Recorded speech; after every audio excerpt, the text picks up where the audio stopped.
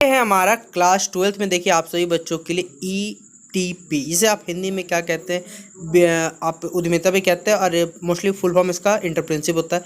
उन सभी बच्चों के लिए देखिए मैं आप सभी बच्चों को टॉप 20 MCQ कराऊँ जो आपके एग्जाम में आने वाले हैं, और ये सभी सवालों का देखिए मैं आपको आंसर भी बता दूंगा, साथ ही साथ समझाऊँ, ताकि आप सभी बच्चों को क्वेश्चन को याद करने में सुविधा होगी। सीधा बात है, इसलिए आप सभी बच्चे वीडियो को लास्ट तक बने रह सकते हैं। वीडियो पसंद आने पर आपको वीडियो को लाइक और शेयर करना है, ठीक है। वीडियो को डिस्क्रिप्शन बॉक्स में टेलीग्राम पे लिंक मिलेगा। जैसे ही आपका एग्जाम खत्म होगा उस दिन आपको अपना क्वेश्चन भेज देना है, ताकि आप सभी बच्चों जल्द से जल्द आंसर की मिल सके, ठीक है। तो देखिए पहला सवाल है हमारा, एक प्रोजेक्ट यानी आप कह सकते हैं परियोजना जिसे हिंदी में कहा जाता है, वो हमें बताना है क्या कि ये फैमिली वेलफेयर है। देखिए प्रोजेक्ट पहली बात है एक अपॉर्चुनिटी है या फिर सिंगल एक्टिविटी या फिर क्लस्टर ऑफ एक्टिविटीज़ है। क्या होता है ये हमें ये बताना है, ठीक है। आप पढ़ते चलिए।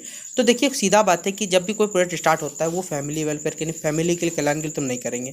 अपॉर्चुनिटी अवसर नहीं है, ये एक सिंगल एक्टिविटी क्या एकल गतिविधि हो सकता है, नहीं हो सकता। ये क्या है, गतिविधियों का समूह, बहुत सारे एक्टिविटीज़ का क्या क्लस्टर है, झुंड है जिसे कहा जाता है।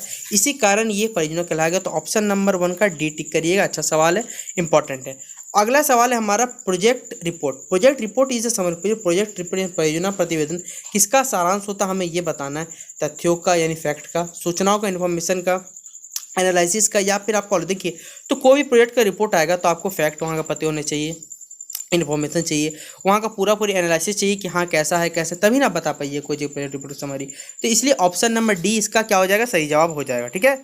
अगला सवाल है हमारा प्रोजेक्ट इज प्रिपेयर्ड। देखिए यानी आपका जो परियोजना तैयार किया जाता है प्रोमोटर्स यानी प्रवक्ताओं के द्वारा, मैनेजर्स के द्वारा, इंटरप्रेन्योर्स के द्वारा, या फिर ऑल ऑफ दी। तो देखिए प्रोजेक्ट को बनाने के लिए सीधा बात है प्रोमोटर्स भी चाहिए, मैनेजर के द्वारा तैयार किया जाता है, ये तीनों के तीनों तैयार किया जाता है।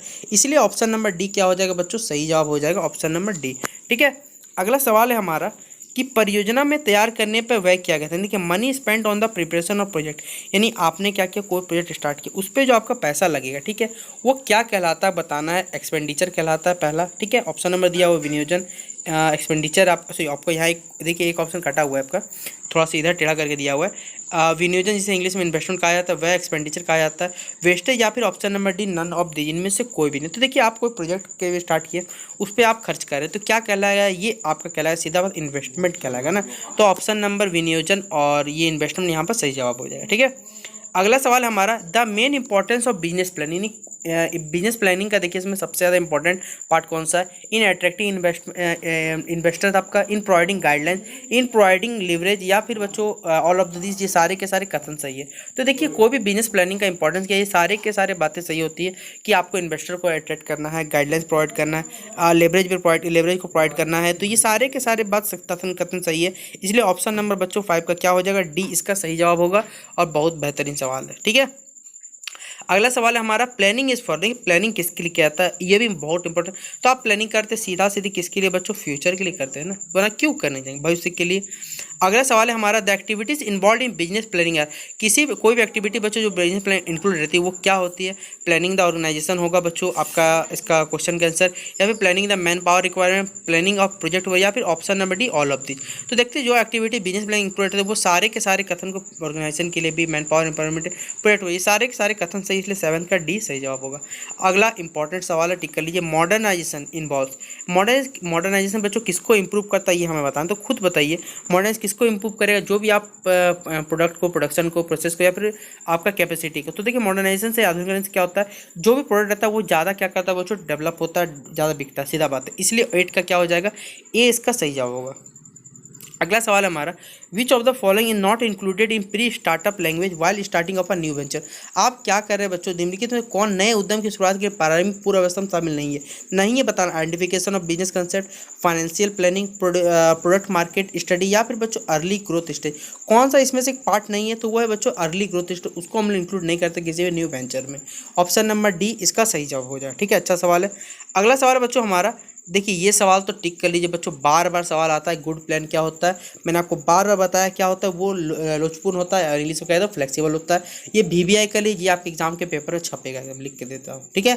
तो इसको मार्क कर लीजिएगा। अब चलिए कुछ और 10 सवाल जो आपके एग्जाम भेजे उनको हम करते हैं।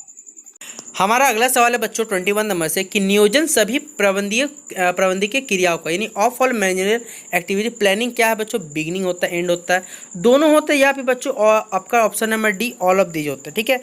तो क्या होता है बच्चों, हमें ये बताना है, ठीक है, सीधा सीधी बात है। तो क्या होगा सही जवाब बच्चों इसका, आप खुद सोचिए कि क्या होगा, सोच दिमाग लगाइएगा। तो देखिए सीधा बात है, मैनेजमेंट के लिए प्लानिंग क्या होता है, बिगिनिंग और एंडिंग दोनों होते हैं बच्चों। तो 21 का सी इसका सही जवाब होगा। अगला है प्लानिंग। देखिए प्लानिंग मैंने आपको ये सवाल पहले भी करवाया, बस आपको थोड़ा सा इसमें कुछ इंपॉर्टेंट टिक करवा दे रहा हूँ, ठीक है। प्लानिंग क्या है बच्चों, ये शॉर्ट टर्म है, लॉन्ग टर्म है, आप खुद बताइए प्लानिंग क्या सोच के करते हैं कि क्या होगा क्या नहीं होगा, आप खुद बताइए। तो प्लानिंग कोई भी टर्म के लिए नहीं होता, मैं आपको पहले ही बता देता हूँ, ठीक है। अगला सवाल है बच्चों हमारा, देखिए कि व्यवसाय से डैश व्यवसाय जुड़ी एक प्रमुख समस्या, यानी dash is a main problem concern with business. कौन सा इसमें से बिजनेस के साथ जुड़ा हुआ है, मुद्रा बाजार, जोखिम प्रबंधन, या फिर बच्चों option number D none of this. तो क्या होगा बच्चों, रिस्क मैनेजमेंट। आपने बिजनेस स्टार्ट किया, वो मेन प्रॉब्लम इसमें जुड़ा हुआ है वो रिस्क क्या, क्योंकि आप रिस्क उठाइए तभी ना बिजनेस चलेगा, नहीं पड़ेगा, इसलिए ये सबसे इंपॉर्टेंट मेन प्रॉब्लम यहाँ से है, ठीक है। अगला हमारा इंसेंटिव, इसे हिंदी में आप कह सकते हैं बच्चों प्रेरणा संबंध नहीं होती।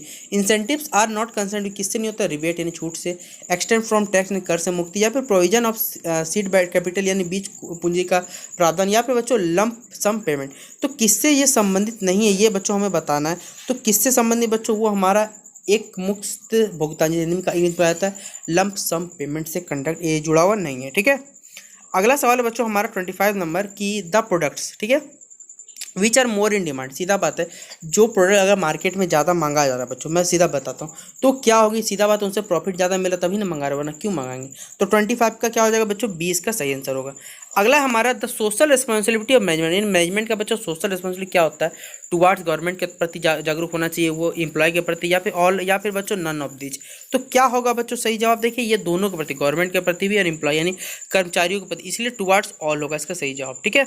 अगला है हमारा निम्नलिखित में से कौन सा पर्यावरणीय सूक्ष्म जांच को प्रभावित करने वाला आर्थिक घटक है, यानी कौन सा ऐसा इकोनॉमिक फैक्टर है जो इन्वायरमेंट सेक्टर में क्या करता है, इफेक्ट करता है। Stage of economic development, economic policy, market situation, यहाँ पे option number D all of this. तो क्या बच्चों यहाँ पर देखिए कौन प्रभावित करता है, तो इकोनॉमिक डेवलपमेंट प्रोवाइड करे, इकोनॉमिक का पॉलिसी भी प्रोवाइड करे, मार्केट का सिचुएशन, ये सारे के सारे टर्म सही है, इसलिए 27 का बच्चों डी सही जवाब होगा, ठीक है। अगला सवाल है विच of the following is not an element of marketing mix. देखिए मार्केट का मिश्रण का देखिए मिक्सचर ये पार्ट नहीं है, प्रोडक्ट, प्राइस, कस्टमर, या फिर बच्चों प्लेस। तो कौन सा पार्ट नहीं है वो हमें बताना है। तो देखिए सीधा बात है बच्चों कि मार्केटिंग का मिक्सिंग का प्लेस, मार्केटिंग मिक्स से जुड़ा हुआ नहीं है, वो कौन है बच्चों, वो है हमारा ग्राहक, जिसे हिंदी इंग्लिश में क्या कहता है, कंज्यूमर कहा जाता है। अगला सवाल है बच्चों हमारा कि which of the following things are necessary for market assessment, यानी बाजार मूल्यांकन के लिए कौन सा कथन आवश्यक है, सप्लाई, नेचर और कंपटीशन, डिमांड, या फिर option number D all of this. तो देखिए ये सारे के सारे कथन ही क्या है बच्चों, मार्केट असेसमेंट के लिए यानी बाजार मूल्यांकन के लिए क्या है, जरूरी है, इसलिए ऑप्शन नंबर डी इसका सही जवाब होगा। अगला सवाल है विच of the following is not a stage of बच्चों न्यू वेंचर। देखिए कौन सा ये पार्ट नहीं है, pre startup stage, startup stage, product market stage, या फिर क्या कहते हैं लेटर ग्रोथ स्टेज। तो कौन सा इसमें से एक पार्ट स्टेज नहीं है वो हमें बताना है बस। तो देखिए प्रोडक्ट मार्केट स्टेज, हिंदी में क्या कहता है, उत्पाद बाजार अवस्था, ये इसका सही आंसर होगा, टिक कर लीजिएगा।